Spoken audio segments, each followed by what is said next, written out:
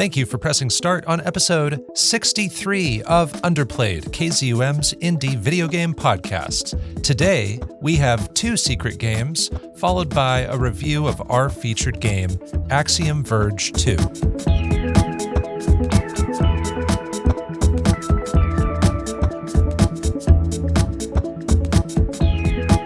Here on Underplayed, we review indie games of all kinds, the games with small budgets but big hearts, the lesser-known experiences with imaginative ideas.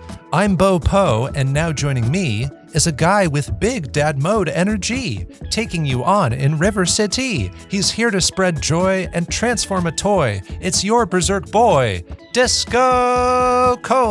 What is going on? You know, Bopo, I'm feeling a little annoyed today. So I'm keeping everyone at an arm's length.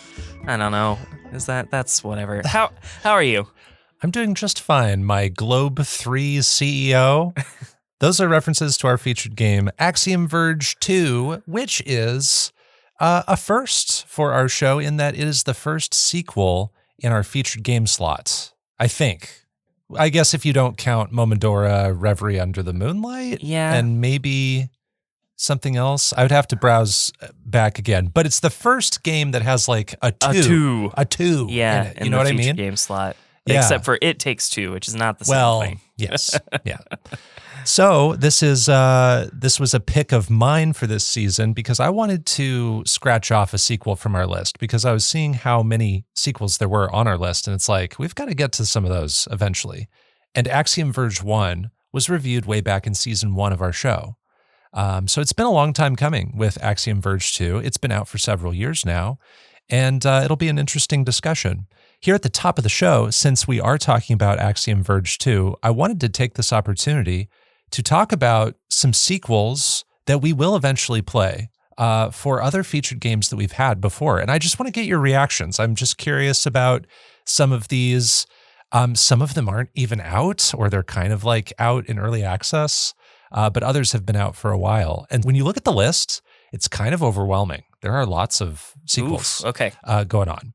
So, and this is probably also not an exhaustive list. And again, these are ones that are not on our Actually, list. I wrote down ones that are on our featured game list and ones that aren't. Okay. So really, this is just to go to show that there are lots of sequels out there. So going chronologically with games we've covered in the past, we've got Hades 2. Right. Easy pick for both of us, right? That's not even out in full release yet, and we know that's going to be a good featured game. We've got Hyperlight Breaker, which I'm calling a sequel to Hyperlight Drifter. I think I don't know that it'll pick up any story elements from the game, but I think it's meant to be as close a sequel as we're going to get from Heart Machine, you know? Yeah, so it's kind of in the same universe, but, doesn't have a 2 on it or anything. There's Hollow Knight Silksong, which doesn't exist, I think. So I don't know why that's on the list, but we've just got pre-rendered videos. That's all we've ever had. Any bets on when that will come out at this point? 2027. 2027? Yeah. You don't think it will come out next year or the year after? Really? Okay. I'm being conservative in my expectations, I guess. I guess that's like less disappointment that way. I feel like it's not coming out 2024. I will be optimistic and say 2025. I think, but end of 2025. I think once we do get it, they'll just be like, "Hey, it's out. Go." That would be wild. I guarantee. I'm not going to say guarantee. I nearly guarantee that's what's going to happen.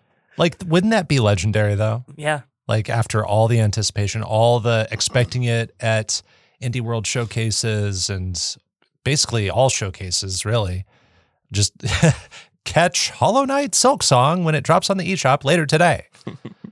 Okay, then there's Momodora Moonlit Farewell. This is not on our featured game lists, but Momodora Moonlit Farewell came out earlier this year. It came out in like January. Mm-hmm. It seemed like it came out like a fart in the wind. Like it like not a lot of people are talking about it. I think it has quite a few like reviews on Steam, but hasn't really been talked about a ton. Have you heard a lot about it? No, I haven't. Okay. I think Momodora is just one of those ones that like got in the right place at the right time with the right people, and enough people have played it kind of a thing. And I think you wisely said once, we don't have to review every sequel to every featured game we have. Right. And I still hold that to be true. I agree with you there. But some we just know are going to be on the list, like Hades 2, Then there's Finding Paradise, which is the sequel to the Moon.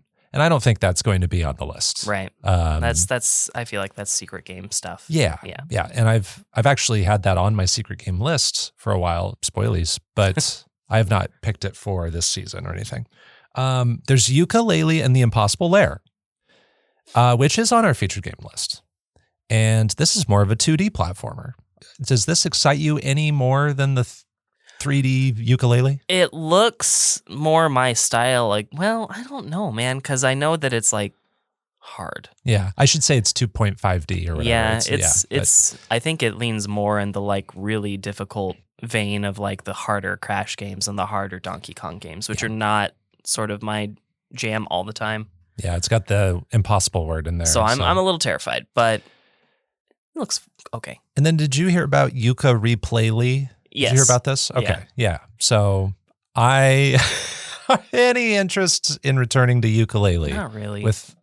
I mean, I'm sure they fixed some of the like graphical stuff and the like, but they didn't make the levels smaller, Yeah, exactly. It's going to be the same game in there, just with a new skin, updated.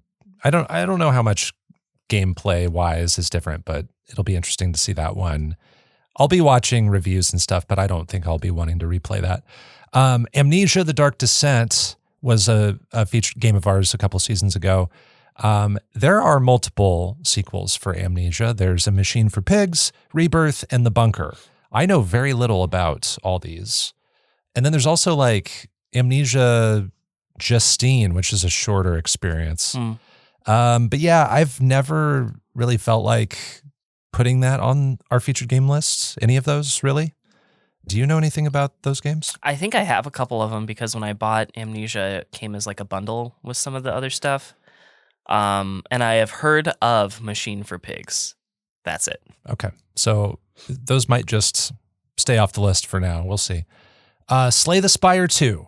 Obviously going to be on our list. Not out yet. Not out yet. Time of recording. Right. But did they announce a release date? Was it next year? I don't know that they did. Did they just say like 2025? It says 2025 on the Steam page. Okay. So it could be over a year away for all we know. Then we've got SteamWorld Dig 2, which during our review of SteamWorld Dig, we actually added SteamWorld Dig 2 to our list then and there. Yep. I'm excited for that one, actually. Then there's Blasphemous 2. Very excited for that. Yeah, I am too. Yes. I've been keeping my eye on some like online listings for the physical copy. I'm like, I kind of want to play it regardless of whether or not, it's in our lineup. Ooh. And then we've got, this is sort of a technicality. There's Super Meat Boy, which we reviewed recently. There's also Super Meat Boy Forever, which is kind of like an endless runner sort of game that I've never really heard a ton about, and it's not on our featured game list. I don't think it's going to ever get on there. But that's the list so far. And then if you look at our full featured game list, there are games on there that have sequels, sometimes multiple sequels. So a lot of sequels in our future, just saying. Yeah. Just wanted to go through that list with you. And then also you wanted to bring up something we forgot last time. Yeah. Here at the top of the show, I want to mention that we forgot to do boss battles with Kate in our last episode. If you listen to the Super Meat Boy episode, we bit their style a little bit and did what No Small Games calls boss battles, where we talk about what we've been struggling to overcome, or sometimes boss battles can be a good thing. Yeah. But we forgot to do that with Kate. We don't love Kate any less than we do Emily. It's just, I kind of sprung that on all three of us when we did the Emily recording, and Bo's the one that has like he's the master of the notes, the master of the episode. And so I didn't even think about it, so it's on me. So sorry, Kate. I should have remembered too. But you know what? We still had a lot of great conversation with Kate, so I'm very, very happy with what we got out of both the Super Meat Boy and the Dredge reviews. But just wanted to acknowledge that, and thank you for saying something about that, Disco. And before we move on, if you're listening to Underplayed right now, thank you, and we love you. If you haven't already, please consider giving us a follow and a 5-star rating on Spotify and Apple Podcasts. It should only take a few seconds, and we'd really appreciate it. And if you have a friend who likes indie games, maybe share our podcast with them too. It's time for our secret games. Secret games. Secret games. Secret games. Secret games. In Secret Games, we each reveal a game we've been playing in secret the past few weeks. We don't discuss our picks in advance. We keep them a surprise for this very moment. So I'm going to learn what game DiscoCola has been playing recently. He's going to learn what game I've been playing recently. We're going to talk about them. We're going to talk about what we liked, what we disliked, all those things. We'll start with you, DiscoCola. Let the mystery be no more. Reveal your secret game for episode 63 of Underplayed. Okay, before I reveal it, I had to pivot a couple of times. I was really excited about both my ideas, so I want to share. First, I really, really wanted to play Mermaid's Tongue for this episode because I wanted to play another sequel of a previous secret game. That would have been so great. I was like looking at I even reached out to Adam at SFB. I was like, any chance this is going to be out by, X recording date? And it wasn't out yet, so I swapped to, instead of doing a sequel, I was going to do a prequel to a game that's on our big list. Oh. I was going to play the original Shantae. Oh, that would have been great. It would have been so cool. I ran out of time. What was the problem? It was just too long? Yeah, it's like a 9 to 10 hour game, and I always take like an hour or two longer than those estimates. I didn't have anywhere near that kind of time. Shoot. I've played Risky's Revenge. I think that's the only one I've played, and that one's a really brief, I want to say like 4 hours. Yeah, I've played Half Genie Hero, which I guess is like really different than most of the games, but that one's like pretty short too. So pivoted again, a third time's the charm. Yep, to a game from the company Renegade Kid, and it is called Xeodrifter.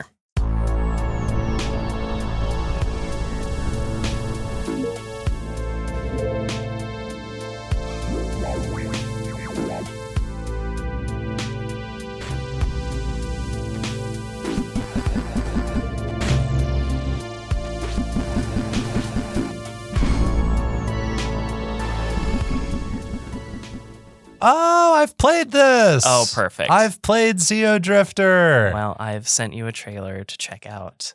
All the same, because that's what we do here. Okay, and it has been a while, so I will check that out while you talk. Xeodrifter follows what Steam seems to call a nomad as you travel through space in your rocket. And as you travel through space, you collide with a stray asteroid. And in doing so, your warp core is damaged. After your collision, your ship's scan appears to show energy signatures on a series of like 4 planets where you might be able to find the resources to repair your ship. So this is essentially if a short Metroidvania and Pikmin and the art style of Axiom Verge all had a baby, you would have Xeodrifter. Yes. As you beat bosses, you gain abilities that will help you to traverse the maps in new ways, and yeah, that's Xeodrifter. So then in terms of gameplay, you kind of start with nothing more than a jump and a shoot and a few units of life, of health.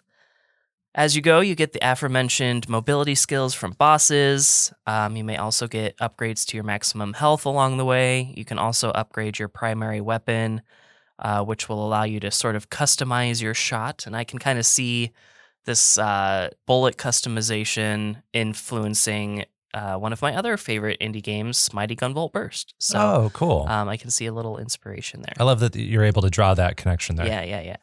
And you can travel to and fro between the 4 planets. Each will have like really simplified Metroidvania style maps, all the while fighting aggressive aliens. Well, I mean, I guess we're the alien, but you know what I mean. Right. The point is that we kill creatures that want to, in turn... Creatures that aren't like us. Yeah, they want to end us or maybe just like they just shoot bullets, every couple of seconds. And that's just what their life is, Anyways, you go back and forth and collect all your mobility upgrades to ultimately get the final resource to repair your warp core.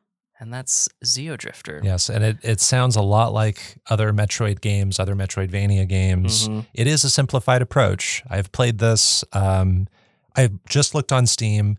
It says I have 3 hours in the game. I know I finished it. And it was probably back in like 2016 or 2017. Okay. I don't remember it super well, but I remember jumping back and forth between the foreground and the background, and there being like the 4 planets, and it was a breezy experience. Yeah. And if you finished it, if you like completed it in 3 hours, you did really well, my friend. I think it's like all I did one afternoon. I just sat down and did it all in one sitting, I think. Yeah. So that's why I don't really remember it a ton, but this trailer is really helping. Well, I will also mention that specific point in just a minute. But Xeodrifter, this is a game that I've had kind of on my shelf for a while. I actually have it on the Nintendo 3DS Atui Collection, which is one of the last 3DS carts ever made by Limited Run Games. So it's at least cool to have that. Hey, this is DiscoCola from the future. I realized that in this upcoming section, I accidentally call Xeodrifter Axiom Verge. Xeodrifter is Xeodrifter, and Axiom Verge is not Xeodrifter. I hope that makes sense. Thanks. But I've been interested in Axiom Verge for a long time, just based on the art style. Which is the first thing that I want to say here in the like section, is that I love the pixel art in this game. Even with Axiom Verge, problems that it has and doesn't have, I love the pixel art style in Axiom Verge. I always have. That's been the draw the whole time.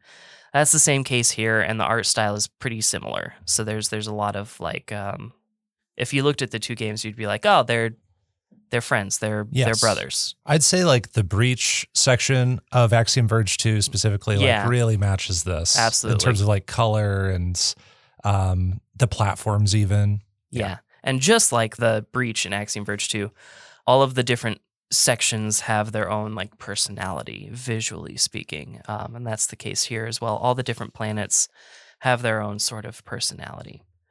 Mostly in regards to color, but in terms of other environmental aspects as well. I think the sound effects and the music are all quite good. I don't really have much more than that. I think the sound effects especially are really great. Shooting sounds good, but if you're laying on your fire button, it's not grating or annoying. You can hold it in? Yeah, you can hold it in, dude. And it just keeps shooting? Yeah, I forgot about that. And like, the boss's sound effects, some of them are a little bit cartoonish, but it also like helps to telegraph in addition to what they're doing visually. So a lot of great sound effects in this game. I love that this game is actually quite linear, but doesn't always feel super linear as you play. Obstacles are consistent and clear and only represented in a few specific visual elements. So you only run into like 4 or 5 different kinds of obstacles, and they all look very different from each other. And it's always very clear what upgrade you're going to need when you come back. Yeah. So sometimes we run into obstacles and we're like, I'm not sure what I need for this. And even after I get the thing, I don't know until I try it out. Yeah, that's might come up later as well. One thing that would normally be a complaint, but is not in this case, is how similar the bosses actually are.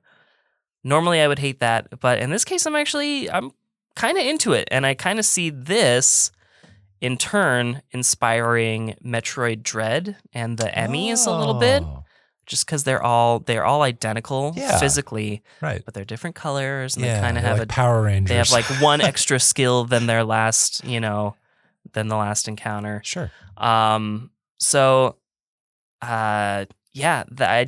think it works really well here.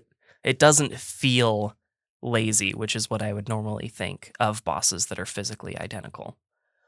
And speaking of the bosses, I love that each boss is the source of your new mobility upgrade.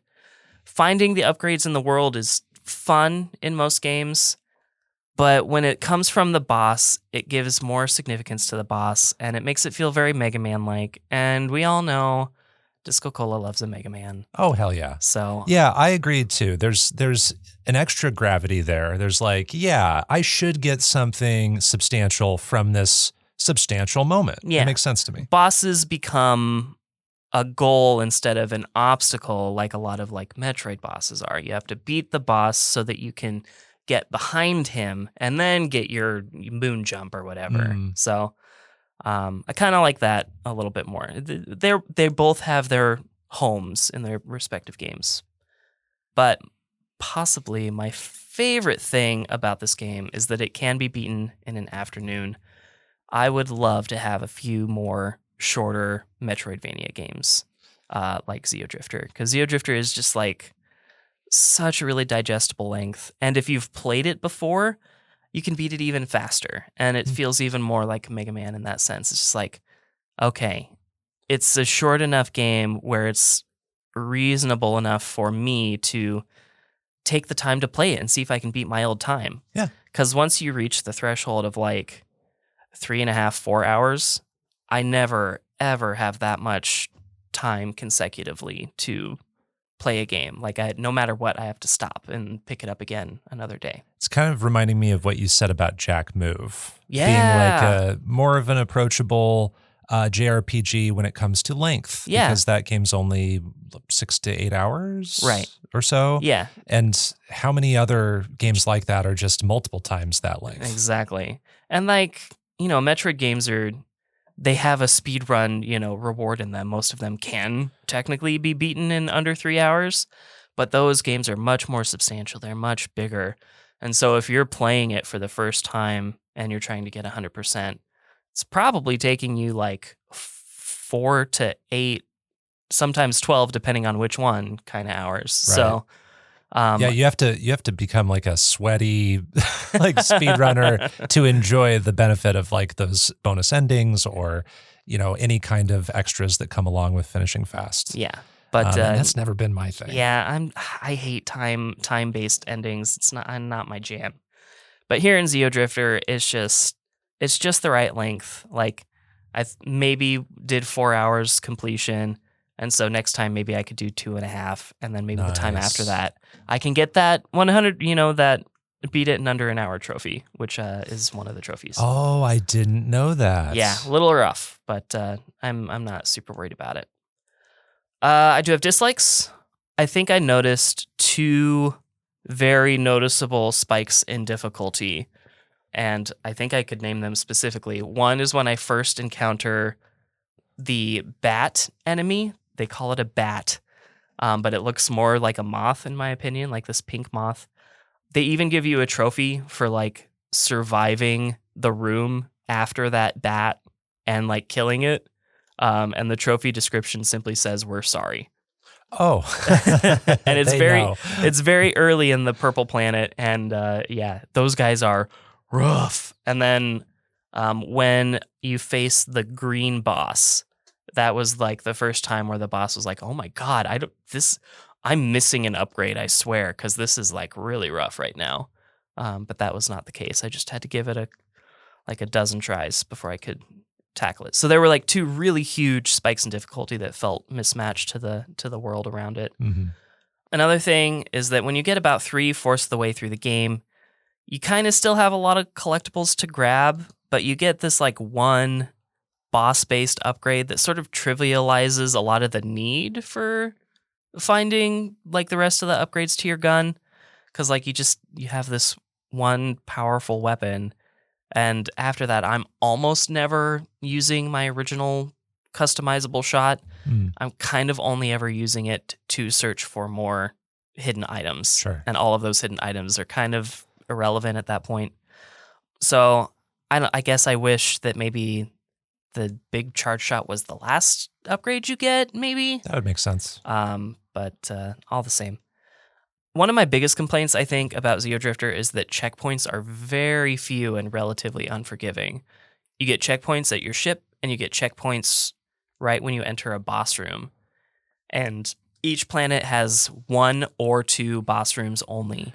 So like if you get through that boss room and you're going down this rabbit hole of like hidden paths to a secret, and you misstep or a bat kills you, all that again. You have to go It's all a the way long back. I think this is one thing that I vaguely remember. Yeah. I remember dying a couple times and being like, oh, really? I have to start all the way back at my ship? Yeah, and Dang. even if you collected stuff along the way, that stuff's gone. You have to collect it again too. That's rough. Yeah, so pretty unforgiving checkpoint system in Xeodrifter. I mentioned that the bosses being identical works in this game. I wish that they did maybe a little bit more. Like maybe one has like a really sharp teeth, or one has like these stupid bat wings or something. Just like a little something extra. But there are certain boss attacks, especially as you reach the later bosses, that take way, way, way, way, way too long. Like they all have the same basic like attack patterns. Like you'll fight the first boss, he'll do one of 3 things, and then you'll fight the second boss, he'll do all the same things as the first boss, but he'll add a new attack pattern. Oh, okay. And so on through like the 8 or whatever bosses. But like as you get later, they add on new attack patterns, but the attack patterns are also longer.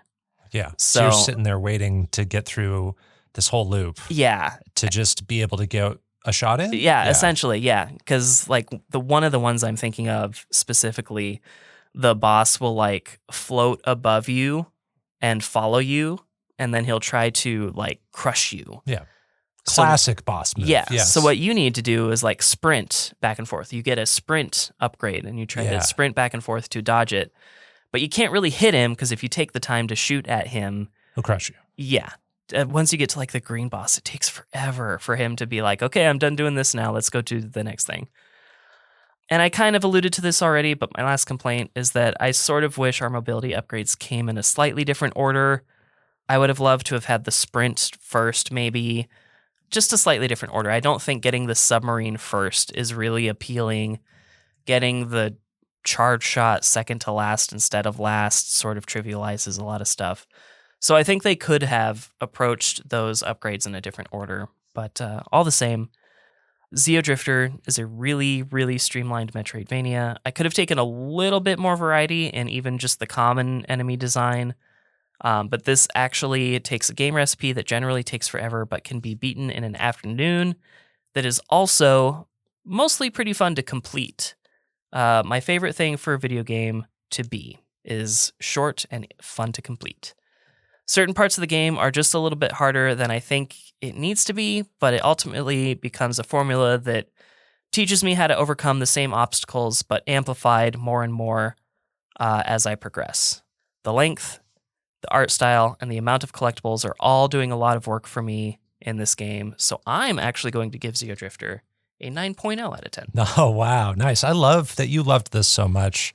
I'm curious because this is such a streamlined approach to a genre that we've played so many games in where we spend hours and hours finishing them and maybe we don't even find everything still. Since this is such a simplified approach, is this a good first Metroidvania for some people?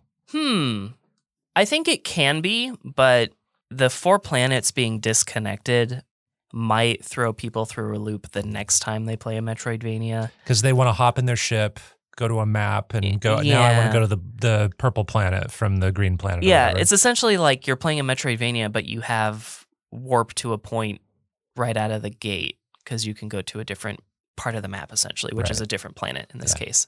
So, I mean, maybe it would be like, here's how you can see if you even like Metroidvanias instead of like, here's your first Metroid. Does that make sense? Yeah, like you're kind of dipping your toe in it. Like even if you take the several hours to finish it and you didn't like it, you've only spent a couple hours. Right. It's a little risk there. Yeah. Forgive me if you did mention this. Can you go to any planet you want in any order?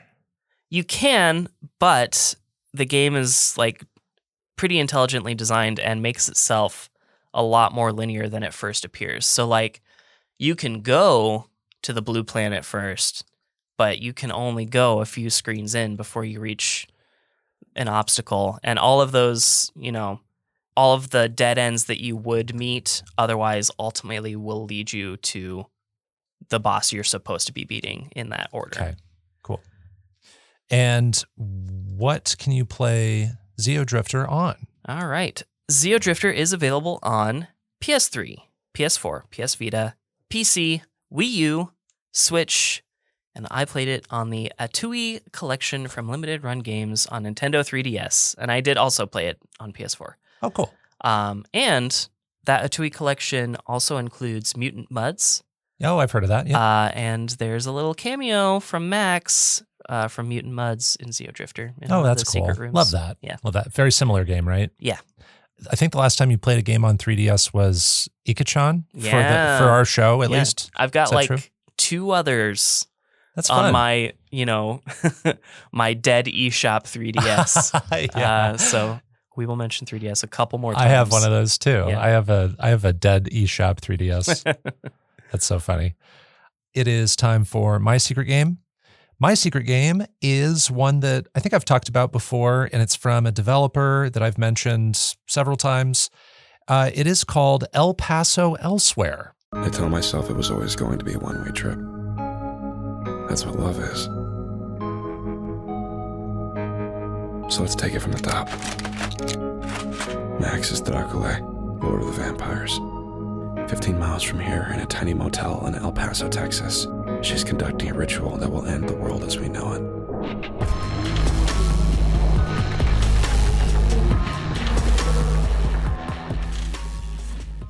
I don't know this one. I haven't heard of it. Okay, well, El Paso Elsewhere is a 2023 third-person shooter developed and published by Strange Scaffold.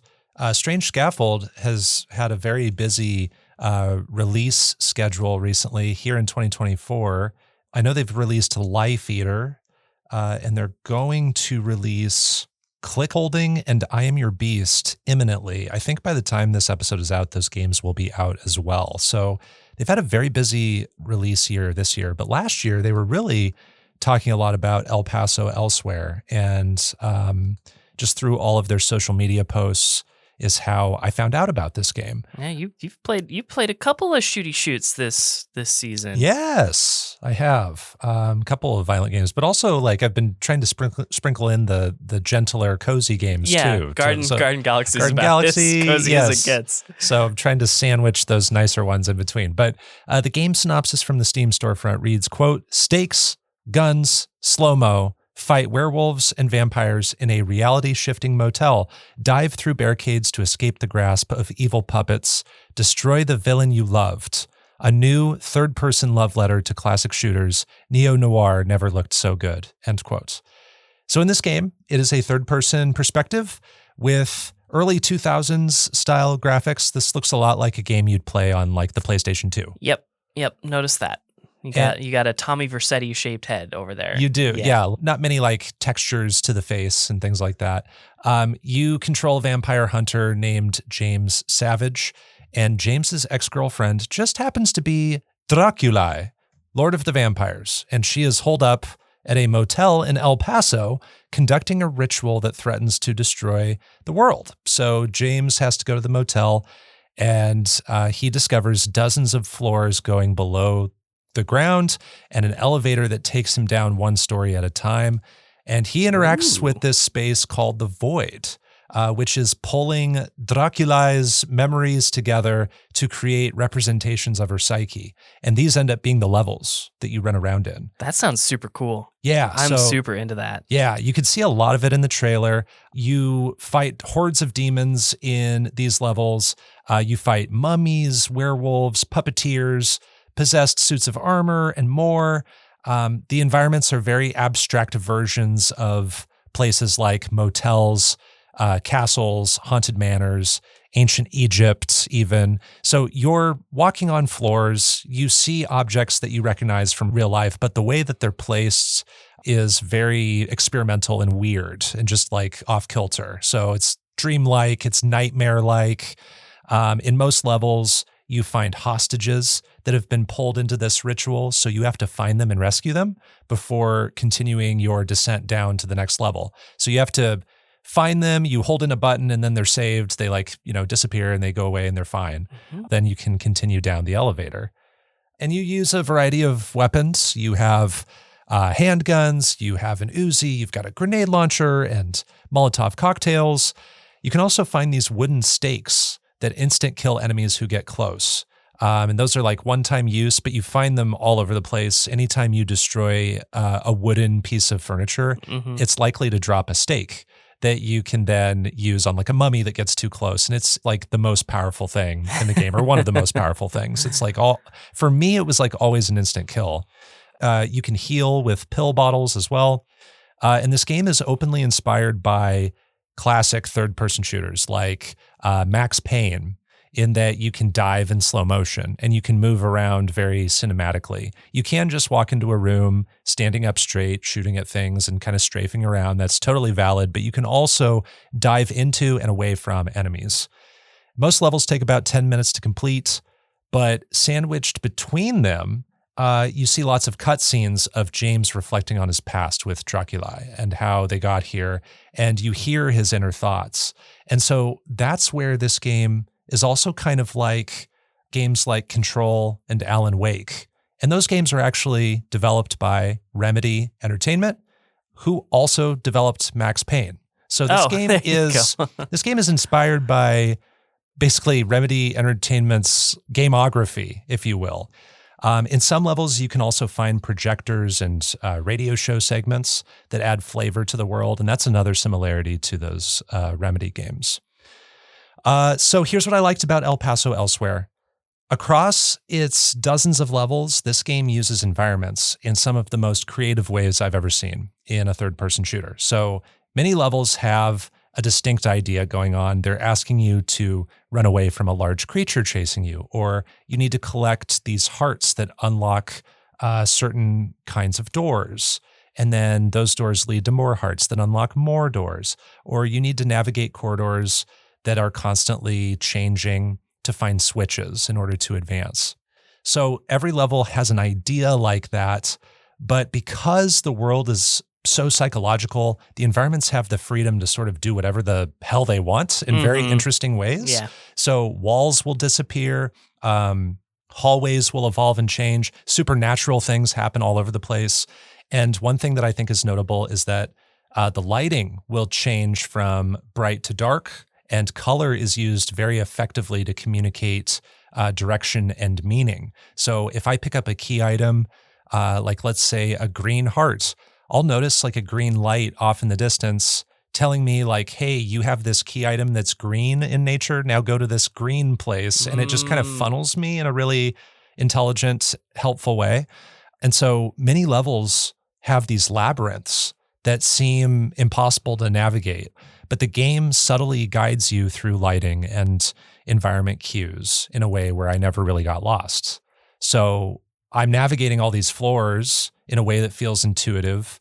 It feels like this game is constantly doing these magic tricks that make me feel like I'm a really good navigator. You know, it's making me feel like I'm a better navigator than I actually am. Or are you a puppet and they are the puppeteer? Yeah, exactly. You run into lots of puppets in this game. There are these puppeteers that are really creepy. They're like cloaked and they just like release all these puppets that attack you. And it's one of my favorite enemies. And then I love the vibes. You know, this game has an excellent hip hop soundtrack where every level seems to have its own song, many of which accentuate the action very well. The environments are immersive and create this nightmarish world. Another thing that's really refreshing to see is that you have highly customizable approachability settings in El Paso Elsewhere. So when you start a level, you can set how much damage enemies do and how much speed they have, how many maximum stakes and pill bottles you can carry, etc. And it's the kind of like flexibility in this game that you never would have seen 20 plus years ago from similar games on the PS2. This is like where the game takes a big departure from older games from several generations of consoles ago. So I love seeing this, that we have this throwback gameplay style, but done in a way where someone who maybe feels a little bit intimidated by the gameplay or just wants to have a breezier experience can customize the experience to their liking. Then I get to some dislikes, and I don't have many dislikes for this game, but I think chief among them is that I think this game follows the same formula for too many hours. Each level is only about 10 minutes long, but there are 50 levels, and that adds up over time. And I just don't think there's a lot of enemy variety spread among that time, and the gunplay kind of feels the same throughout. You do get more and more guns. You get different guns throughout, and they all feel powerful and useful in their own ways. But the formula never really evolves from walk into a room, shoot a bunch of demons, walk to the next room, shoot a bunch of demons, and repeat for 50 levels. Right. Another thing about the gameplay is that I just don't feel motivated to try diving because I tend to jump too far away from the action or too far into the action. So that's another thing I was kind of avoiding, is just, I don't want to dive and not know where I'm going. I just want to walk into the room and shoot things. And I think this game wants me to feel like I should be diving everywhere. I just didn't feel that. Another thing this game does that I'm not personally into is that the story is very introspective, and for me kind of gets a little navel-gazy. There are all those cutscenes between levels. Mm-hmm. Sometimes they can be multiple minutes long, and it really is just James speaking his inner thoughts, and it's really good voiceover. It feels like he's kind of like whispering in my ear, and I'm sort of delving into his mind, but it doesn't go a ton of places. It's really just sort of his abstract thoughts being spoken out loud, and I don't get a ton from that.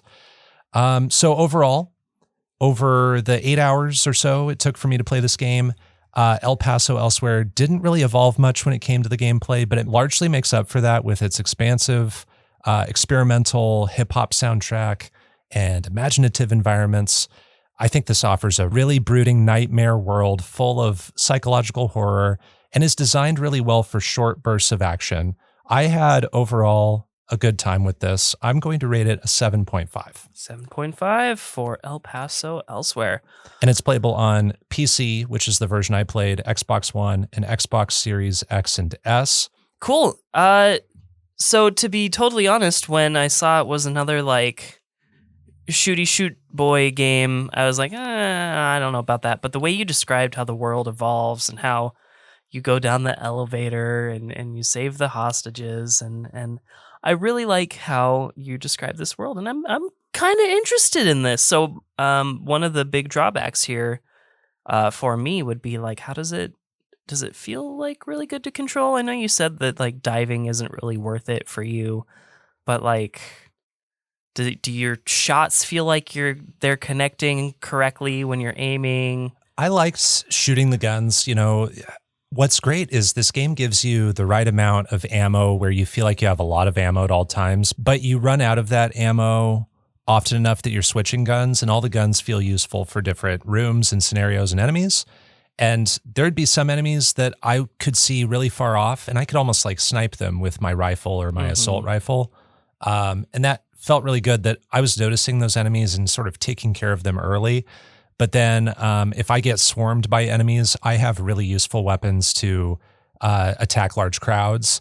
And there's also a slow down button where you don't have to like dive to slow down. You can choose to spend your saved up energy to just slow down time while you're standing still. And that was a great way to take care of swarms too. So I feel like this game does kind of throw brutal swarms at you, but it gives you a lot of fun tools to take care of them. I can see myself using that a lot You if would. I played this. You would, totally. Like I was tapping the Y button on my Xbox controller, and I was just going into that slow motion. If there were like 3 werewolves about to pounce on me, I could just like look over at each of them and shoot at them, and then they're taken care of. And that felt really cool. Yeah. Yeah. Okay, So, cool. Yeah, I like how this game feels to like shoot things. Well, surprising as it may seem, this has a good chance to be my jealous game for this season. I would rather play it on any of the other platforms out there that exist, but Sure. maybe my computer could run it. Honestly, We'll see. I think it might be able to run it, and I would love to see you play this. I'd love to hear your thoughts on it too, because there are levels here. There's just the throwback gameplay. There's the fun like arcadey action gameplay. There's the environments and the mood. Then there's the story and just the vibes you get from the cutscenes, and I want to get your takes on that stuff. Yeah, the like premise itself doesn't seem super interesting to me. Exactly, like if you know your ex is Dracula, why did you why even start in the first place? You know, Right. kind of a thing. And But- they go into their past relationship. And actually, this game has a lot sort of under the surface when it comes to examining this relationship, Okay. too. I didn't get a ton into it, but it's more than just bad demon ending the world. I need to stop it. So I think this game does a good job at like trying to go to another dimension with its story. okay. And it's a very good like Halloween game, I would say. Ooh. Very good like Halloween vibes. We'll add it maybe to the list. We got a lot of really big hitters on that list. Yeah, I would say maybe it's not as good for like a party setting, but it'd be good for like a late night by yourself during the month of October sort of game, if that makes sense. Gotcha. Okay. Yeah. I wanted to say one other thing. The Strange Scaffold studio director, Zolivir Nelson Jr., is someone I enjoy following on social media. He's the one who made a bunch of videos about El Paso elsewhere. He's how I found out about this game. And he actually does the voice of James Savage in this game, and he does the hip hop vocals, which is really Oh, impressive. heckers. Yeah, I just looked up the soundtrack to see if I had like super easy access to it. There's a part 1 and a part 2. Part 1 is the score. Part 2 is, quote, the album. Yeah. And I think has all those ones with the lyrics on it. The music is really, really good. Really, really good. And also, recently it was announced that there is possibly going to be an El Paso Elsewhere movie. Ooh. And actor Lakeith Stanfield is in talks to produce and star in it. Yeah. So I hope that develops and turns out okay. Let me tell you, when I was a kid, my mom watched all of the vampire movies, every single one of them. I've seen Queen of the Damned. I've seen, Something Till Dawn. I've seen all of them up until like 2005 or something. Wow. So add this to the list, and I think it would add maybe something more to the world of those kinds of movies too, just with the story going on. But those are our secret games, Xeodrifter and El Paso Elsewhere. Let's move on to our review of Axiom Verge 2. It is our featured game.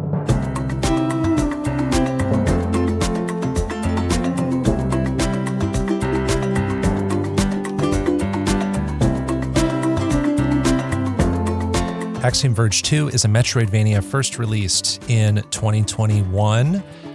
It was ported to more platforms in 2022 and 2023, and the porting that happened with this game almost happened like on anniversaries, like almost a year to the day of its first release in 2021. It came to like another platform, and then another platform or two the next year, which I think is interesting. It was developed by Thomas Happ Games, which is basically just one person, Tom Happ, who we've talked about before on our podcast. It was published by Thomas Happ Games. The game synopsis from the Steam storefront reads, quote, "Explore a sprawling alien world in the sequel to the award-winning Axiom Verge," end quote.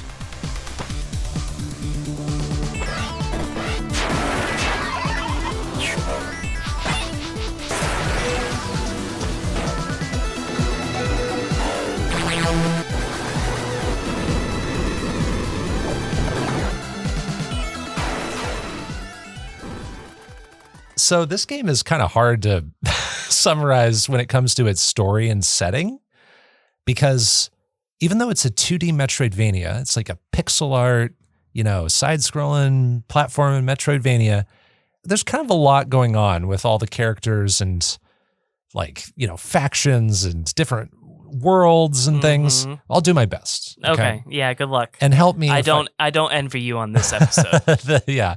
We each have hard jobs sometimes, and we have to do them. You play as Indra Chaudhari, I think that's how we say it, a billionaire CEO of Globe 3, which purchases another company called Hammond Corp. And this other company, Hammond Corp's owner, Elizabeth Hammond, has disappeared in Antarctica, and she left behind these communication machines called Ansibles.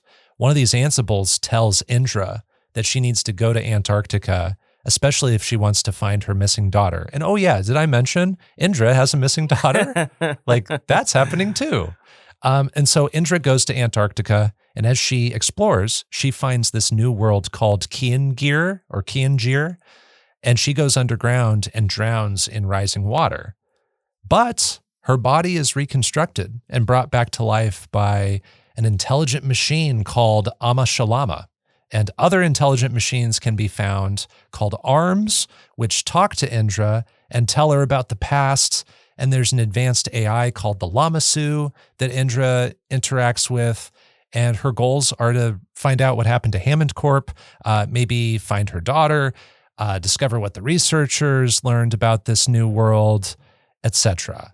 Yeah. I don't know. Does anything missing from that premise? I'm sure there are tons of things missing from that.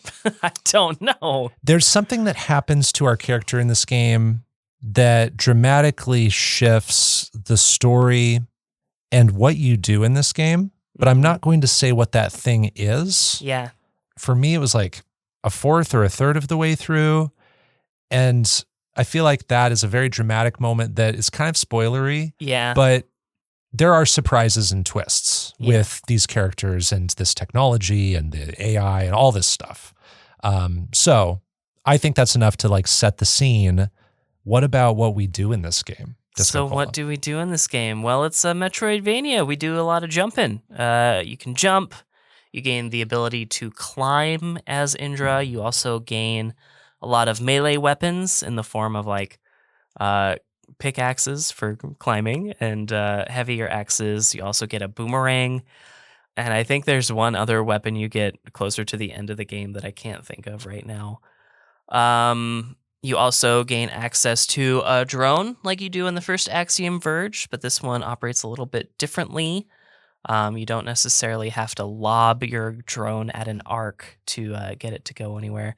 And then the drone unlocks a lot of cool abilities like this grapple hook, slingshot ability. It has a melee attack as well that's like a spinning blade. And then you can locate collectibles. Some of these are arms, I think, that grant you new skills, like the ability for your body to become a concussive explosion. You can pick up essentially what are E-tanks. You can also grab other special weapons that sort of operate off of your R3 stick if you're playing on PlayStation. One of them's like a remote control version of the boomerang that has limited range. Yeah. So a lot of stuff like that. And then you can unlock, what do they call it? Apocalypse flasks. Yeah, and those allow you to upgrade different aspects, like different stats, like your health or like your attack speed, your melee attack speed, or your drones, attack strength. They're basically skill points. Skill points is essentially what those are. And then you use all of those things to travel the map and avoid or destroy enemies, and travel back and forth between what's called the breach. And the breach is sort of like this parallel dimension that only your drone can go inside of. And it looks a lot more like the first Axiom Verge, but like even more pixelated than the first game. And yeah, you navigate this world to ultimately, well, I can't say what you do at the end, but reach the end, the final boss. Yes, there's a boss. We won't discuss who it is or what it is, but yeah, you're just trying to find out the secrets of this place and find your daughter, find out what happened to Hammond Corp, all those things. I guess there's also like lore collectibles. You can pick up a bunch of like notes and letters and tablets around the world that sort of give little nuggets from different people. Yeah, different perspectives, different factions and things. Yeah, and so you can try and parse some of that together. There's like a big conflict from the past. Yeah, talked about like an ancient conflict. Yeah, I guess. So there's kind of a lot going on. Did you mention the hacking stuff? Hacking is in this game. Yeah. So that's another thing that you can upgrade and unlock. And it's not quite like it is in the first game. You don't get that like hacking gun that just sprays the little hack juice everywhere. Not the hack juice. Not the hack juice. But the thing that it does differently in this game is that when you hack an enemy, many of them will have like different things you can do to them. So occasionally, depending on the enemy type, you might be able to turn them into an ally to fight for you, or you might be able to cause a part of their body to explode, doing damage to themselves and everything around them. Or you may cause them to drop their payload, because some enemies will carry what fills up your E-tanks, essentially. And so hacking has a lot of benefits in certain situations, and can really help you navigate some of those really crowded screens. I had to look up what it was called in the first game. In the first game, we could glitch things. Glitch. And in this one, we can hack things. Yeah. Okay. So I would say that that's kind of like each game's thing, the thing that kind of helps to make them stand out. Like in this game, you can hack robots and make them do different things for you. That's kind of cool. But also, this is the sequel to Axiom Verge, which we reviewed in season 1. And while this takes place in the same universe, this is not a direct sequel. They're actually somewhat anthology stories. I think in this game you can find a note from Trace. Yep, I found that noticed one. that. So But I didn't really notice like a ton of connections. no, like very little connective tissue. Yeah. And so it's very friendly to newcomers to the franchise. Yeah, You and don't- I think the breach is in the first game too. Like you enter like this parallel sort of world too in the first game. Isn't Yeah, that called the breach? I think so, but don't quote me on that. Okay. Yeah. They also like take place in very different places largely. So like this game looks nothing like the first game, in my opinion. Yeah, I agree. There's like one character question mark on the cover of the game that sort of had me thinking it was going to be like the Ruzalki or whatever. Not really. But not really. Not really the No. case. Yeah. I thought the exact same thing. I thought, oh, that's how we tie these together. But no. And then also this game was a PlayStation Essential monthly game in January 2023. I think a lot of console players at that point got to play it. If you go to PSN profiles, there are a lot of people who have this game on their profile, Oh, is like that more right? so than a lot of other indie games on average. Also, before I asked you about your thoughts on Axiom Verge 2, I'm kind of surprising you with this question. Oh. I wanted to see if you could just summarize your feelings on Axiom Verge 1 at a very high level. Yeah. I think my thoughts 3 years later. Have we been doing this for 3 years now? 3 years later. I actually don't know. is that It's at least 2. Yeah. I'm still in love with the art style of the Axiom Verge games. I think the pixel art and the Thomas Happ games are really good. So I still love that. And I remember having a good amount of fun finding the collectibles. I didn't ultimately use a lot of them.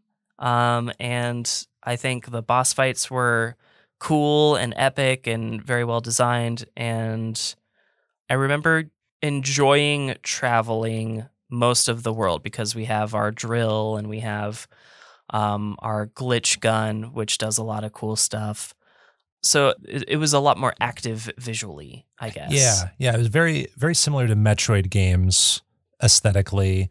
I also really liked the environments in the first game. I liked the boss fights. I loved those designs of the Ruzalki and the larger beings and machines. I appreciated the variety of weapons, although like you, I didn't really use a ton of them because I just remember that huge weapon wheel and only picking my favorites. They were like, 5 out of the like 20 something. Yes. And then I didn't really like the story. I couldn't connect to it because of how complex it was. I also didn't really like backtracking in the first game because I remember having to do a lot of it through the central areas, and there are ways to backtrack more effectively, but they come later and you still kind of have to put effort in that game, more so than I think in the sequel.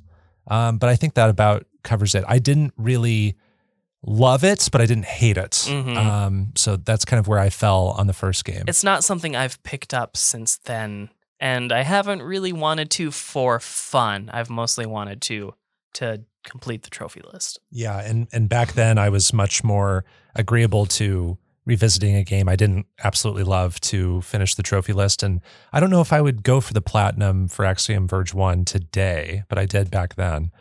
But DiscoCola, now, after having played the sequel, what are your thoughts on Axiom Verge 2?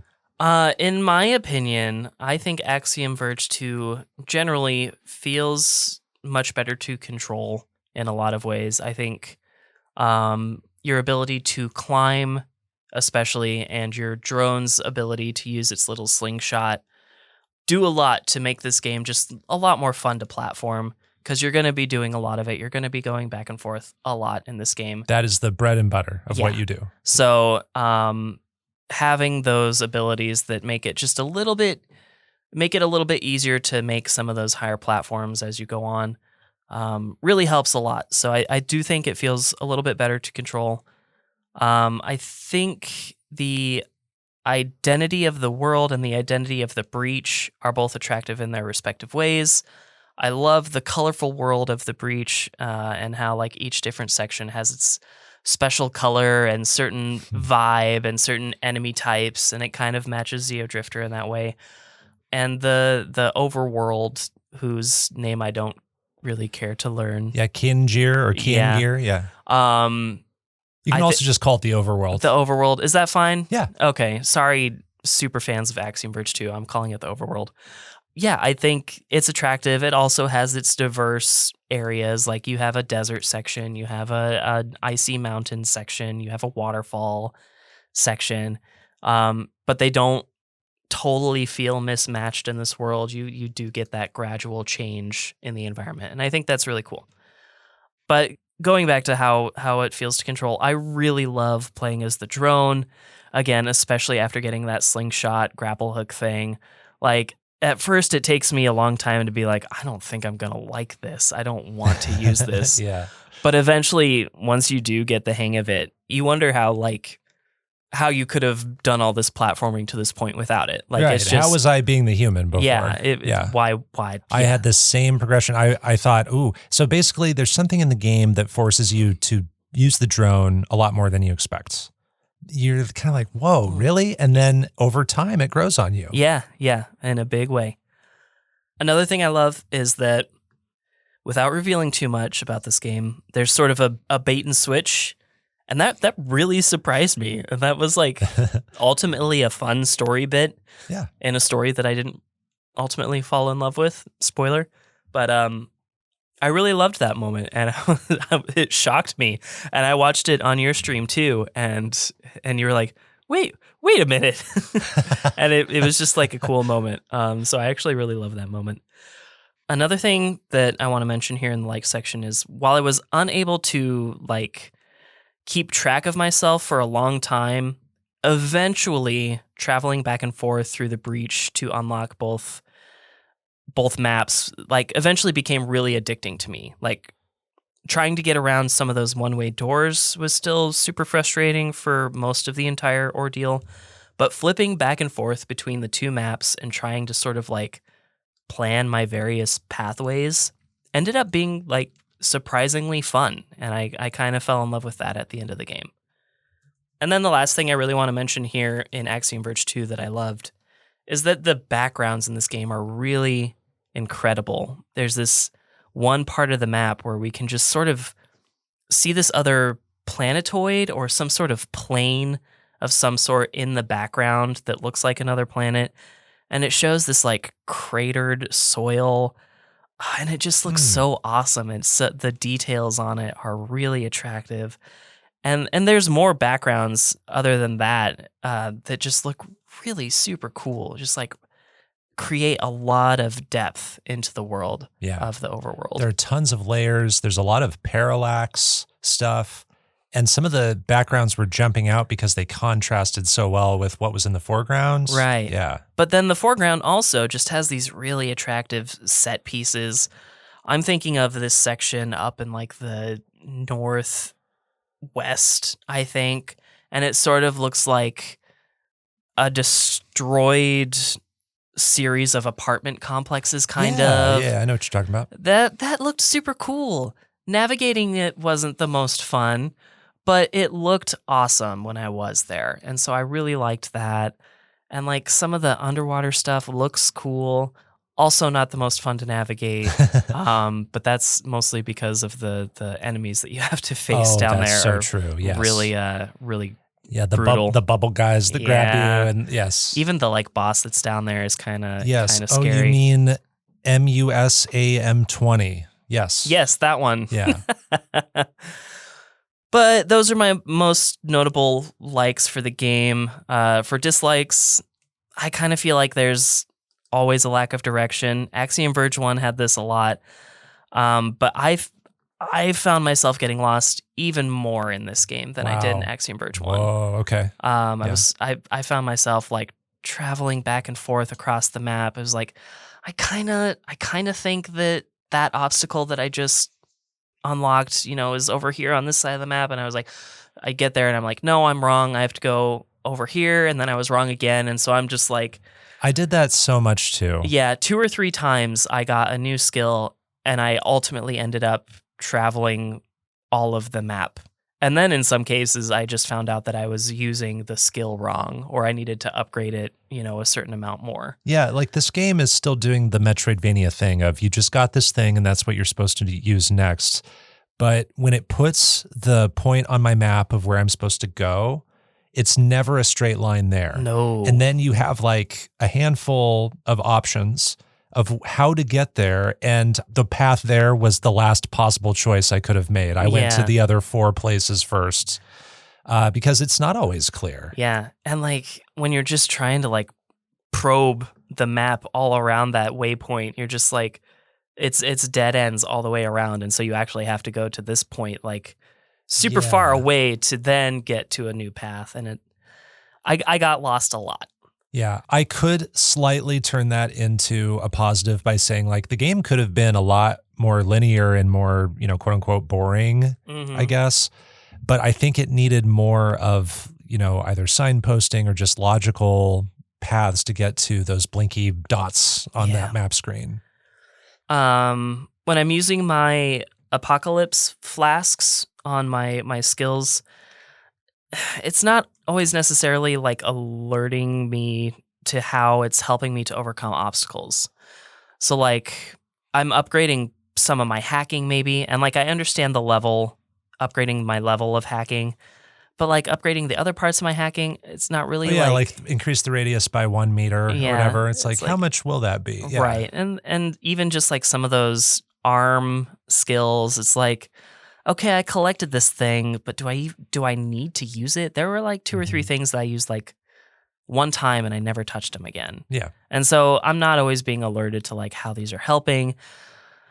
It also doesn't help that like collectibles kind of get confused in my head, like which ones are quote unquote weapons that you can map to a specific button, which ones go through that, the cycle on the R3 stick.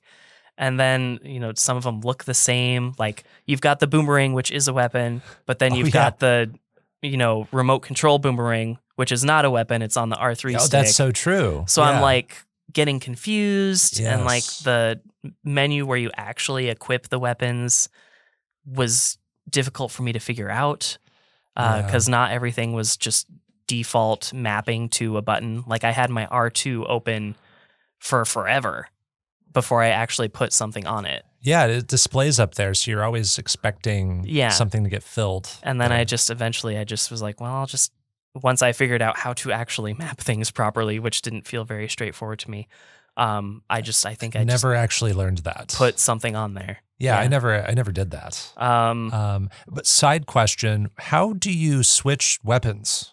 Like you can find different melee weapons? Yeah. Is there a way to like switch between those? Yeah, it's in that menu where you're like, you have to like unmap something and map something else to it. Okay.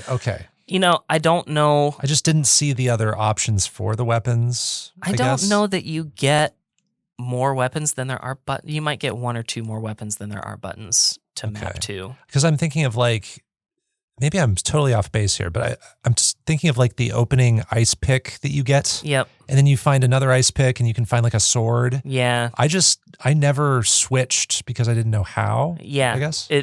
Exactly. This is my complaint is that system. Okay. I just want to make sure I'm talking about the same thing. Yeah. You are. Okay. For the most part. Yeah. That's my complaint is that whole system just like was not fun to navigate or figure out.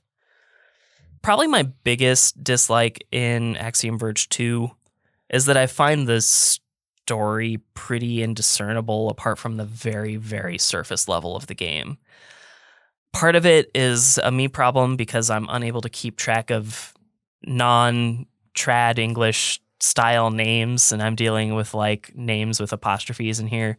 So like that part's on me, but also I'm just like struggling to figure out which factions are who at any given time. Is that big face guy that I talked to the same as the like supercomputer machine that I'm talking to? Yeah. I'm still unsure. To answer that, that's what I thought, but I could be wrong. Yeah, I lost track of that. Yeah. And then as a result, I find a lot of the collectibles really boring in this game because most of the things, as far as like 100% completion collectibles, are actually those notes, those little lore pieces. Oh, sure. And I'm reading them and I'm not gleaning anything from it because it's just words on a page talking about some small piece of this world that I already kind of don't care about because I can't keep track of who is what and what names are in which faction. Yeah, So- I can't even always tell like what time period is this from? Is this Yeah. like more present day? Is this from the past? You've got a lot of just like mismatched things. And I can't keep track of it apart from the very surface level of we are Indra, we are looking for Hammond and our daughter, and this X thing happens to us partway through the game and sort of creates another motivation. That's all I need. Yeah. And I think that's totally fair. That's what I grab onto as well. And I think like that overarching plot actually has some strong moments like you've already expressed, like not to spoil my thoughts too early, but I think that part works for me. And I also don't pay attention to anything like deeper than that. Yeah. I alluded to this, but like my ability to traverse dead ends kind of comes at a trickle. As opposed to like something like Xeodrifter, you see like 4 different types of obstacles that you need to overcome.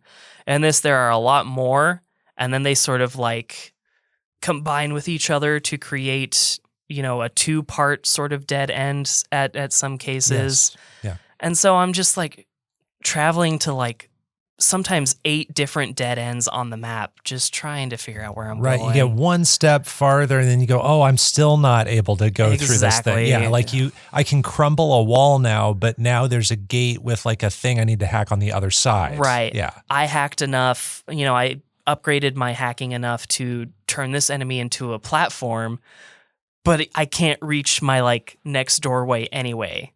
So I still need one more like mobility upgrade. Those abilities to overcome those obstacles kind of come at a trickle, and it's a little annoying. In terms of respawning, exploring the map gets a little annoying. So I think, just like in Xeodrifter, I think there could be a few more checkpoints. But I also kind of remember Axiom Verge 1 not having a ton. So In Axiom Verge 1, we could not teleport to save points like we can here, right? We couldn't just open up the map and go to any save point. We had to go to that thing that...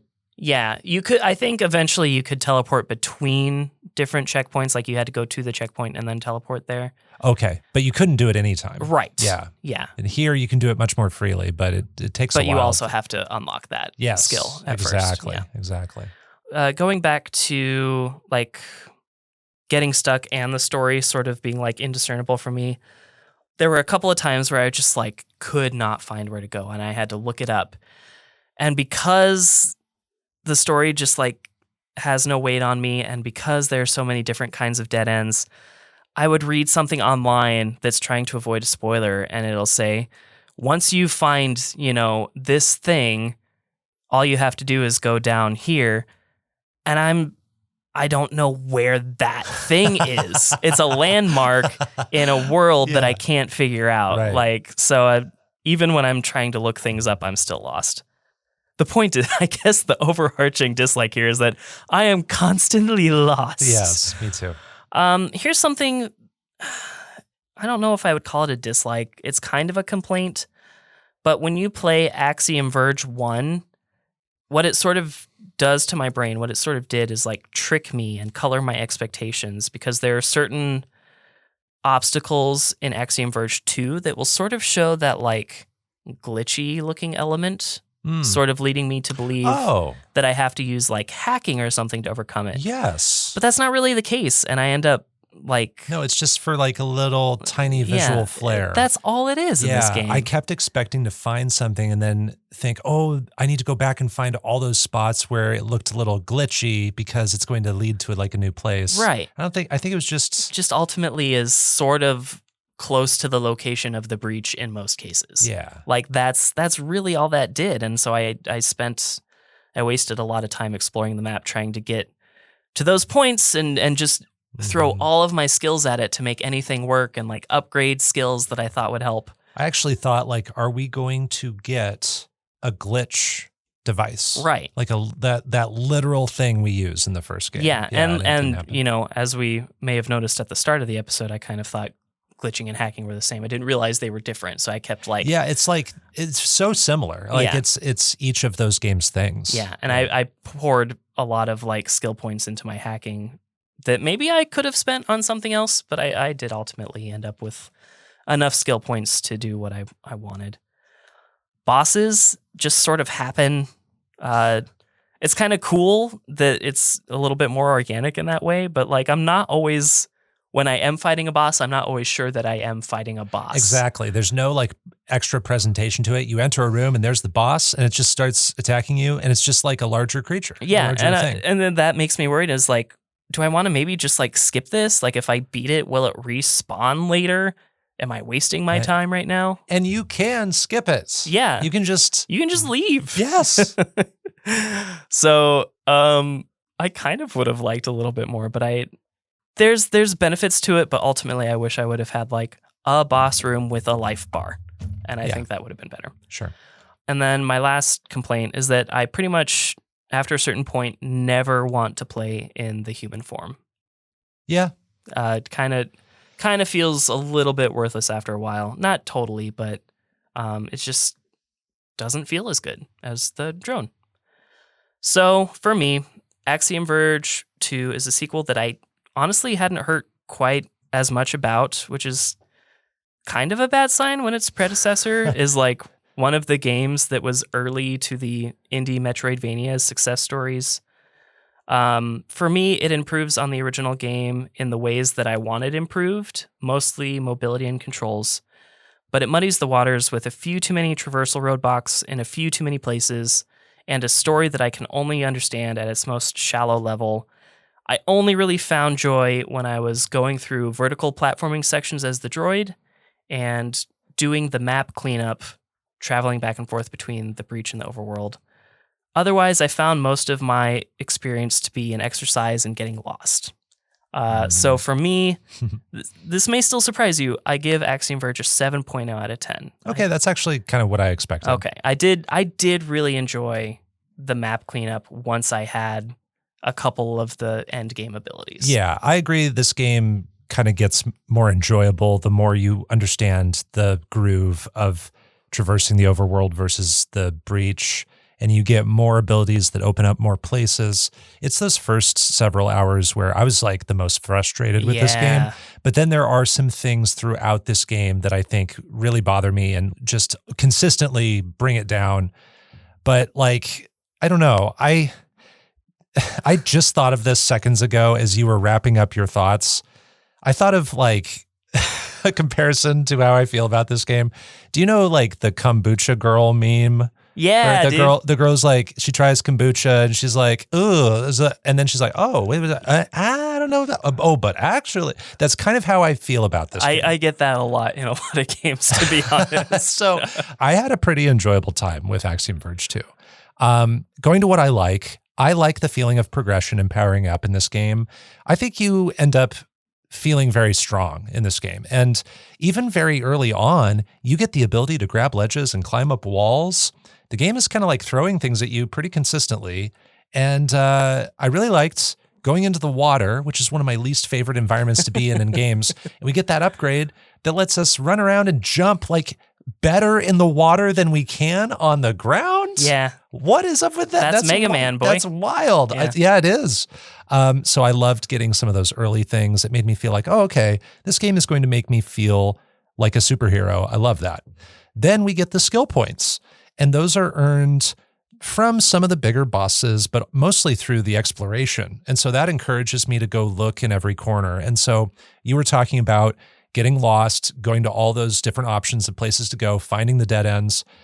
And I had that happen too. But even when I got lost, I did stumble across a handful of those skill points along the way, the apocalypse flasks. So I'm like, okay, I'm getting something out of this. I'm also finding the health upgrades, the fragments to the health upgrades, or sometimes an entire health upgrade. So that's kind of cool.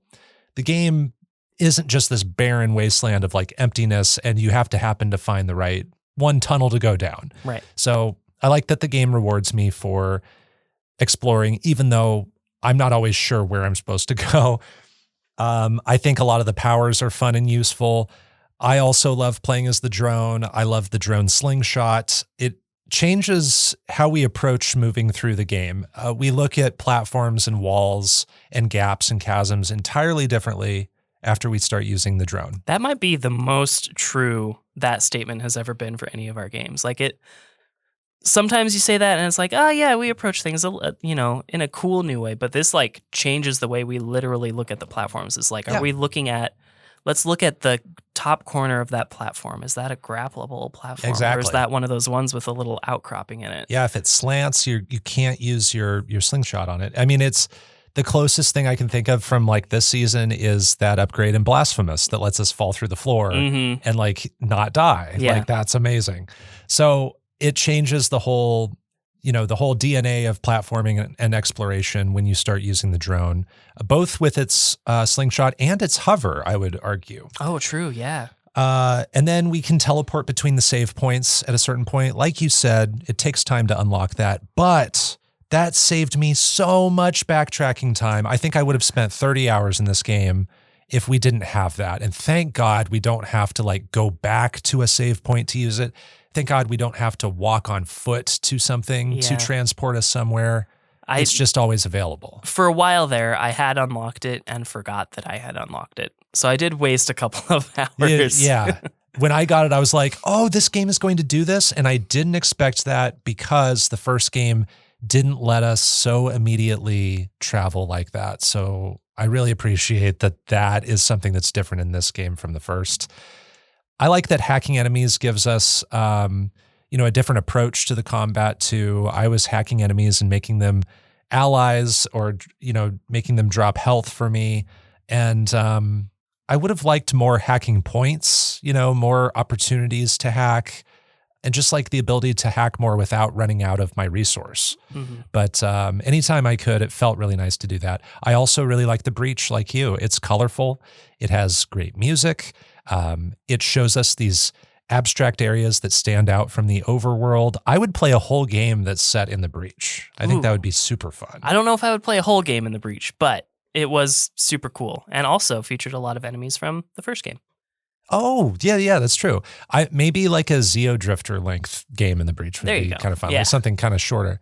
Playing as the drone is more fun than playing as the human. I agree about that because of all those abilities. And we're doing a lot of that in the Breach. So the Breach forces us to play some of the most fun things in this game. I also really appreciate the enemy variety. This game has a lot of different enemies. And I was never like getting tired of like one enemy because I was seeing it so much. So I have to shout that out too. And then I get to my dislikes. And I just have like a laundry list of frustrations. A lot of these are going to echo what you said. There's a weird lack of boss fights and like attention on the boss fights when you're actually doing them. You don't even realize you're fighting a boss half the time. I don't think music even changes. No, I mean, we do get them. They're few and far between. They don't have the grandeur I remember from the first game.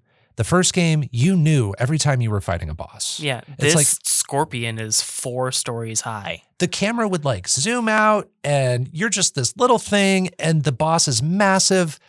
And here they look cool and you can hack them and you can like basically destroy them in just a few hits after you wreck their turrets or whatever. So you can like feel powerful fighting them, but you can also just run past them. And I get the freedom in that they're offering that, you can kind of just play this game how you want. But I kind of want those big moments, Yeah. especially in a Metroidvania where we get upgrades and we get weapons and we want to surmount challenges that we didn't think were possible before. Another thing I get to here is that much of the soundscape is really harsh to listen to. That's what you said in the first one. I was like, Is it? yeah. Did I say that? You said that the music was just grating. Okay. And you did not enjoy it at all. I kind of feel that here. For me, it's mostly the sound effects. The sound effects are too loud and grating by default. I recommend for a new player going into the options and turning down sound effects, maybe turning off sound effects because they're just so shrill and loud. But also the music, when you're specifically in the overworld, has vocalization that was grating for me. Mm-hmm. The vocalization by itself, the first few times you hear it, not too bad. But when you're listening to that same sort of vocalization over and over and over, I got really tired of it. When I was cleaning up some of the collectibles in this game, off stream, I was playing on my PlayStation Portal, which is the basically like second screen for your PS5 where you can like play on your couch. If I you didn't want. know you got one of those. And my wife could hear the game sound effects and that music was playing in the overworld of like just kind of vocalizing really loudly. And she like looked over like, what are you playing? Because it was so distracting. So I just don't like listening to this game, unfortunately. The world building is needlessly convoluted, like you said. We talk about these two corporations, the missing daughter, the researchers. Kazakhstan plays a role in this world. You know, there are Kazakh researchers, and they have a whole thing going on that I didn't understand. I met someone from Russia, I think. Yeah, they talk about that, and I didn't follow every piece of that. But then there's the Lamassu, there's the mother world of Ansur, and then all the notes left behind that are giving little context for when they happen and who's talking. So I don't follow any of that stuff. It's the same kind of complaint I had about Axiom Verge 1. The map is hard to use for me. I don't think you can zoom in close enough. And the textures in it are very muddy. It's hard to like tell where certain things are in that map. And I can't mark it up in a helpful way. Mm-hmm. Like I can put marks on the map, but I can't customize It's just like them. kind of in the middle of a rectangle. It's just a yellow dot in a rectangle, and that's all I can do. I wish I could do more because I wanted to leave reminders for myself about very specific things, and just leaving behind a yellow dot only lets me remember certain things. You know, the overworld environments, I like the depth. I like some of those vistas and those background stories that are told in the environments, but sometimes the environments in the overworld looked a little dull to me just because of like the repetitive textures, just kind of like homogenous looking environments. And just a lot of rocks. A lot of rocks, a lot of dirt, a lot of stuff that doesn't stand out from other map screens. So I kind of get lost. It's hard to differentiate sometimes. And the game ended up being like twice as long as I expected it to be. Mm-hmm. I thought this would be like an 8 to 10 hour game. I spent like almost 15 hours. So like almost double of the low end of what I expected for the range of time. Part of that is me being an explorer and wanting to find upgrades and things like that. But also I got lost like you and I had to look things up. So overall, Axiom Verge 2 does a lot of things differently than the first game. It puts a lot of emphasis on switching between two worlds, and I really enjoy one of those worlds. It makes a laundry list of choices that are kind of baffling to me, especially with its story. But over time, I do have more and more fun because of the awesome equipment and the power-ups I find. I actually prefer this to Axiom Verge 1. Mm-hmm. And I don't know if you told your preference, if you have a preference. So I enjoyed exploring in this game a lot more. I enjoyed collecting stuff in the first one more. Mm-hmm. And both are like really big pieces of what I love about games. So I don't know that I have a strong It's hard to compare. I think I slightly enjoy Axiom Verge 2 a little bit more. Okay. A lot of that has to do with just the way the breach and the overworld are connected in the late game, and then also the slingshot ability from the drone. It's just like it's carrying the game on its back, my friend. It is, yes. I kind of agree, and that's why I'm going to land on a score that's a a little bit higher than my score for the first game. I'm going to give Axiom Verge 2 a 6.5 out of 10. Okay. I thought about a 7, like you. Yeah. So this is kind of, one of those games that we might both mildly enjoy. And that can kind of be harder to talk about because it's not doing anything terribly wrong. It's not doing anything amazingly well. It's just kind of like in the middle. Yeah. But what I'm curious about is just more comparisons of this game to Axiom Verge. Like, what are some things that this does better or maybe worse than the first game? I think the story from Axiom Verge 1 is a lot less convoluted, especially on its surface level. But also, if you dig into a lot of those notes, you can get a little bit more because you're not dealing with as many elements, I guess. It's all pretty much within the company that Trace works for. That's fair, yeah. So it's a lot easier to follow what's going on there. It's a lot easier for me to care. And also, I think the Rizalki are more interesting than the ARMS and the other guy, computer dude. Yeah, Lamasu. I think the Rizalki are a more interesting entity. So I think the story just in Axiom Verge 2 is not doing itself any favors at any level except for that one really cool bait and switch moment, which we'll probably talk about in the season finale, if I'm honest. Yeah, I didn't even think about that, but I agree with you. That moment is great. I wish there were more moments like that, or I wish that there were just less other moments to make that stand out even more. I think maybe there was an opportunity in Axiom Verge 2 to maybe do more with, is it Damu? Like the kid who was turned into an arm, like way too young. Like there's a little bit there, I think. Like there's maybe expand more there and take away some of the notes and some of the other things going on. Yeah, you know what? You're right. I totally forgot that there's that section at the end of the game that sort of explains a little bit more about ARMS and the process of how they came to be. And that was actually really kind of interesting. I did forget about it ultimately, but it reminded me of some moments in Iconoclasts. And I really loved a lot of those moments. Okay. And so you're right. I could have used more of that. I actually think even though I've not a fan of the story in either game, I think I still might prefer the world and the characters and what is started here in Axiom Verge 2 over Axiom Verge 1, because I just remember Axiom Verge 1 really being a turnoff for me story-wise, but still neither is my favorite. Are you more of a glitcher or a hacker? When looking at the glitching in the first game and hacking in this game?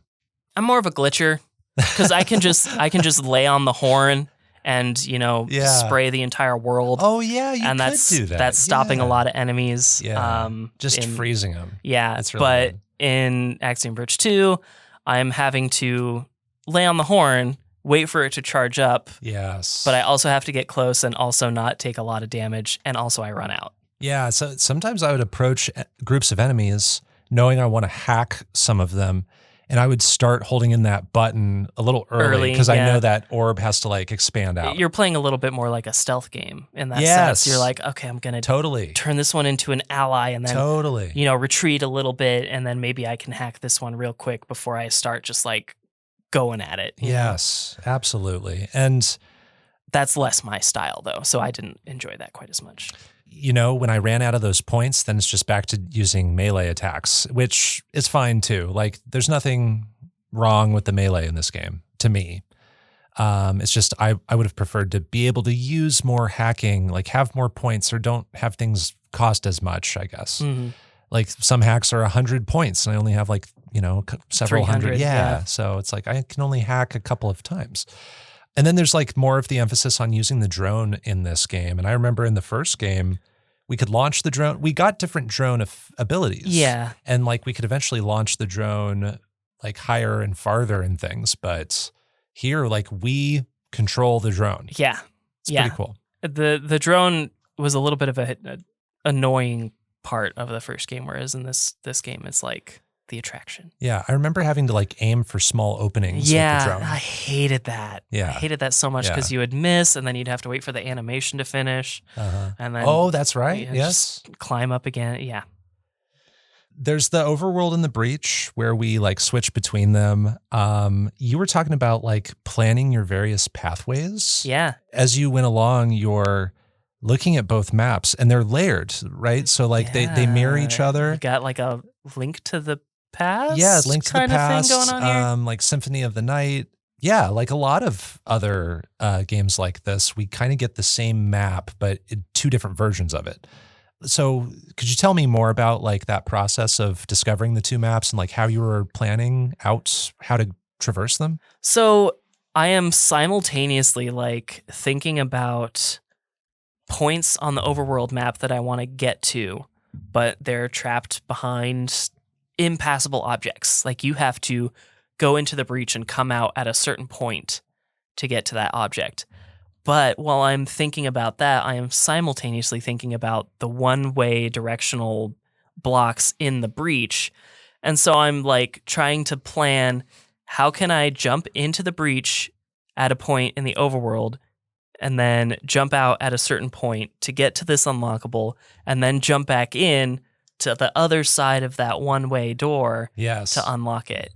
And so it became this like puzzle, kind of. It was just like this fun game of like, how can I platform and teleport to the right checkpoint to get myself as close as possible to where I want to go. Yes. And like basically the only thing stopping you from having complete freedom is that you can't teleport to the breach whenever you want. Yes. You have to find the entry point. But then when you get to the breach, you can eventually teleport anywhere you want where you've found a save point. And you can also exit the breach whenever.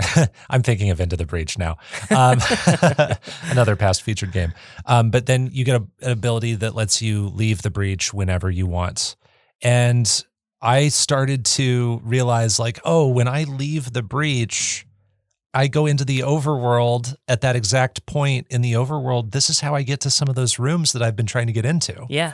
And so I went on a spree of like finding a bunch of those rooms. And then sometimes like the overworld will have just like chunks of the map with very few checkpoints that you can teleport to.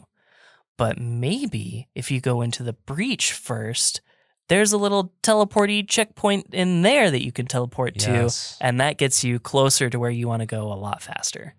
When you found the hidden breach portal tool, like where you stand near a pedestal and you activate it and it makes a portal appear, that made me think about the past like 5 hours and like how many of those did I find before? Because I didn't know what they were.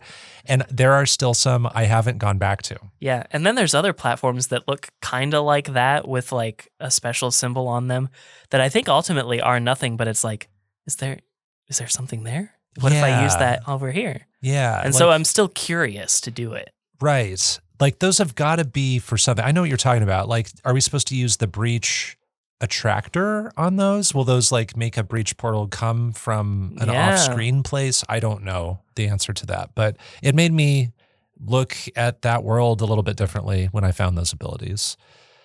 Well, I think that's it for our discussion on Axiom Verge 2. Yeah, I don't have anything else, I don't think. It's our first sequel to a featured game that we've picked, and there will be many more. And I don't know. I guess I would play another Axiom Verge game if Thomas Happ is working on a third one. Yeah, I guess I would too. I don't know what I would want it to be, I guess, but maybe just like shorter and all in the breach. And we get to play as the drone would be awesome. Bopo knows exactly what he wants it to be. Basically a little bit more like Xeodrifter, but for me, as long as it's like fun to control and has like that cool pixel art, I would be excited to at least try it.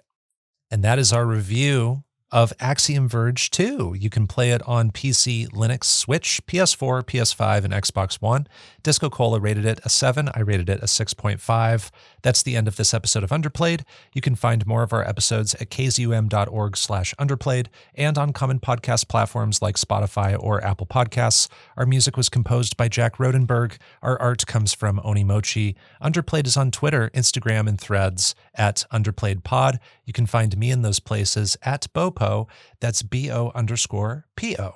And I'm at DiscoCola in a lot of those places.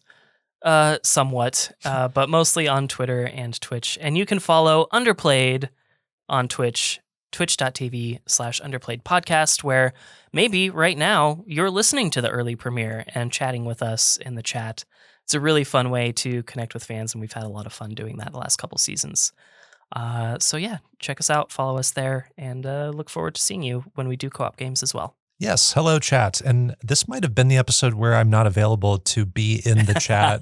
So I'm just saying Looking hello. at the calendar. Yeah. Next time we'll have 2 more secret games to review, and our featured game will be Chance of Sonar, a puzzle adventure game developed by Run Disc. Until then, everyone, keep on playing.